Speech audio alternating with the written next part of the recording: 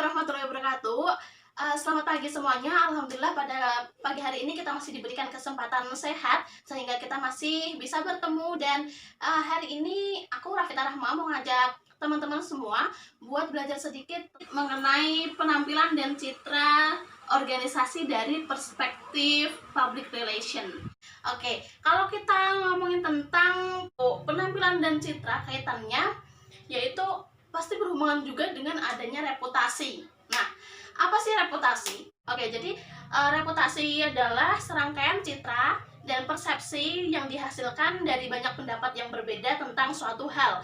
Misalnya, seperti contoh reputasi suatu produk, atau reputasi suatu outlet, atau reputasi diri sendiri. Misal saya mereputasikan diri saya, atau reputasi organisasi, seperti itu. Nah, manajemen reputasi itu melibatkan seluruh warga atau seluruh komponen yang ada di dalam suatu organisasi tersebut gitu. Misalnya seperti contoh saya kuliah di IAIN Salatiga gitu ya.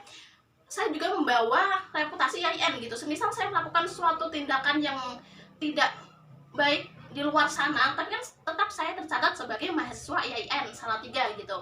Nah, kalau ngomongin reputasi juga pastinya juga berkaitan dengan image dan citra. Nah, oke, citra dan image. Apa itu citra dan image? Oke, citra itu adalah penilaian orang lain terhadap diri kita atau perspektif eksternal. Jadi kita nggak bisa mengatur citra orang lain terhadap kita gitu. Misal hari ini saya pakai jilbab, kemudian besok saya lepas jilbab, pakai celana pendek, pakai baju pendek. Mungkin orang akan menilai saya, ada yang menilai mungkin atau ada yang mencitrakan saya sebagai apaan sih nggak sopan banget padahal kemarin pakai jilbab gini-gini gitu. Tapi ada juga mungkin orang lain yang akan mencitrakan saya, sekarang keren ya gitu, sekarang udah berani ini ya, udah berani tampil gini-gini gitu. Nah, itu kita dapat ambil kesimpulan bahwa citra adalah sesuatu hal yang subjektif gitu, tergantung dengan orangnya yang mencitrakan kita gitu. Jika ada yang sudah melihat latar belakang saya, mungkin dia akan mencitrakan saya, nggak mungkin Rafita pakai baju pendek terus nggak pakai jilbab mungkin. Tapi kalau yang baru kenal mungkin, keren ya, atau mungkin apaan sih kayak gitu tuh. Nah, kalau image adalah sesuatu yang tergambar dari dalam diri kita. Kunci suksesnya suatu reputasi atau reputasi itu dikatakan baik dan berhasil itu jika seperti apa sih gitu. Kuncinya yaitu yang pertama, apabila hubungan dengan semua stakeholder itu baik, entah ke klien, entah ke CEO, entah ke pemilik event dan lainnya, itu kita bisa merangkul semuanya secara baik. Nah, yang kedua, memberi pelayanan yang baik terhadap pelanggan gitu. Reputasi yang baik itu bisa dikatakan kita memiliki reputasi yang baik apabila kita bisa memberikan pelayanan terhadap pelanggan, terhadap masyarakat. Nah, yang ketiga, suatu reputasi dikatakan baik atau berhasil itu apabila kita mampu mendengar keluhan pelanggan, keluhan masyarakat yang kita tangani gitu. Seperti misal ada keluhan tentang kok ini seperti ini ya, kok ini kurang ini ya gitu. Nah, kita sebagai public relation itu kita bisa tanggap, bisa apa nih yang bisa kita benahi, apa nih yang harusnya kita mulai dari awal, apa nih yang harusnya diperbaiki lagi, seperti itu. Selanjutnya kita akan bahas tentang fungsi terpenting dari public relation mengenai manajemen krisis atau manajemen reputasi, yaitu secara nggak langsung reputasi yang baik atau reputasi yang buruk itu berpengaruh pada kinerja keuangan gitu. Seperti contoh misal kemarin ada di tahun 2013 ada manajemen krisis yang dilakukan oleh PR-nya outlet BreadTalk di Jogja, di mana waktu itu sempat terdengar kabar bahwa ada pelanggan yang melihat tikus di dalam outlet tersebut. Otomatis bagi pelanggan sendiri, entah yang mengalami langsung maupun yang cuma membaca di lewat artikel ataupun cuma mendengar kabar dari orang perorangan, otomatis juga akan menganggap agak negatif kan gitu tentang outlet BreadTalk sendiri gitu. Dan pasti juga, kok bisa sih ada tikus di situ? Berarti nggak bersih dong dapurnya. Berarti bahannya kotor dong. Berarti nggak berkualitas dong, dan lain sebagainya gitu. Nah, di situ kenapa kok saya bilang reputasi yang baik atau buruk bisa mempengaruhi kinerja keuangan? Karena seperti contoh itu tadi gitu. Jika kita sebagai seorang PR-nya tidak begitu cepat untuk menangani adanya krisis tersebut, bisa dibayangkan dong gitu berapa besarnya kerugian, berapa besarnya hilangnya kepercayaan pelanggan gitu terhadap BreadTalk sendiri pada saat itu gitu kan. Nah, makanya di sini saya bilang bahwa reputasi entah baik atau buruk pasti berpengaruh pada kinerja keuangan. Kalau semakin baik juga kinerja keuangan juga akan semakin baik. Itu khususnya untuk PR pada ini ya, marketing ya atau produk itu. Beda lagi dengan mungkin PR pada pemerintahan atau PR pada swasta seperti itu. Selanjutnya, setelah tadi kita tahu fungsi terpenting dari public relation terhadap manajemen reputasi, selanjutnya kita akan bahas tentang 6 elemen inti pembentukan reputasi. Yang pertama yaitu adanya tanggung jawab. Tanggung jawab entah nggak cuman di PR pun atau di manajemen krisis pun namanya setiap hari kita pasti perlu yang namanya adanya tanggung jawab entah dalam hal apapun. Tanggung jawab dan komitmen itu perlu.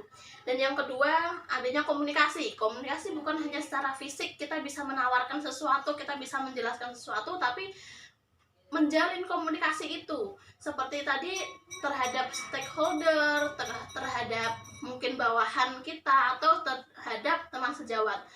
Nah, yang ketiga adanya barang dan jasa. Barang dan jasa ini juga perlu utamanya itu seperti tentang kualitas barang dan jasa yang kita tawarkan, kemudian pelayanannya seperti apa, kayak gitu. Nah, yang keempat, bakat. Bakat ini perlu sebagai pelengkap untuk kita menjalankan komunikasi seperti poin nomor 2 tadi ya. Nah, yang kelima, matriks keuangan.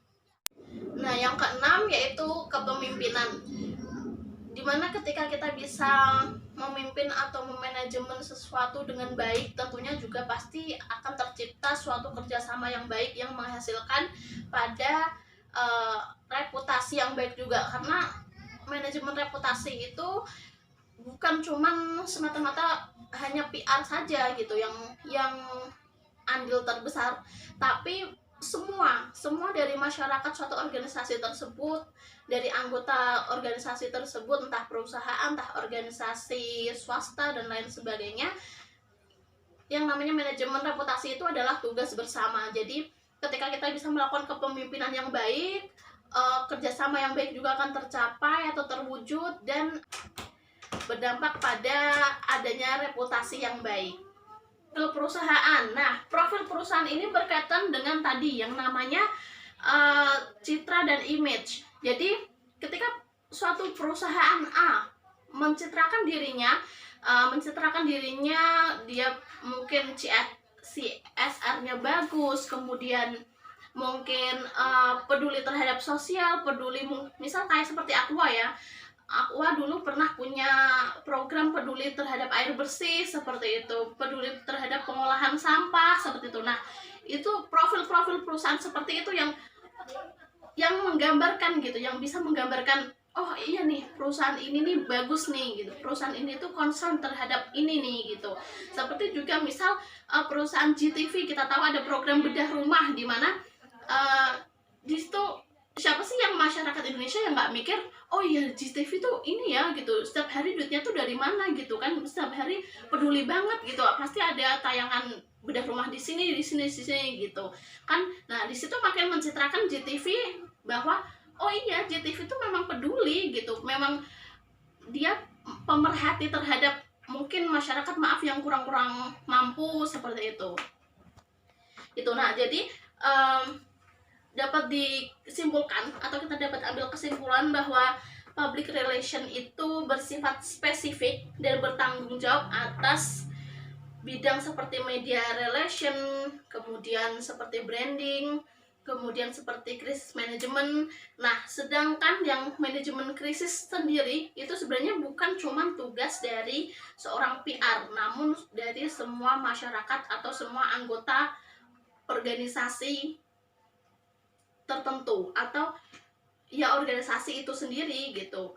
Jadi bukan cuman PR, namun tugas sama-sama dari masyarakat atau anggota organisasi itu sendiri gitu. Oke, itu yang bisa saya sampaikan. Mungkin lain kali kita bisa belajar lagi mengenai public relation atau entah yang mana lagi, materi mana lagi. Terima kasih banyak, semoga bermanfaat. Wassalamualaikum warahmatullahi wabarakatuh.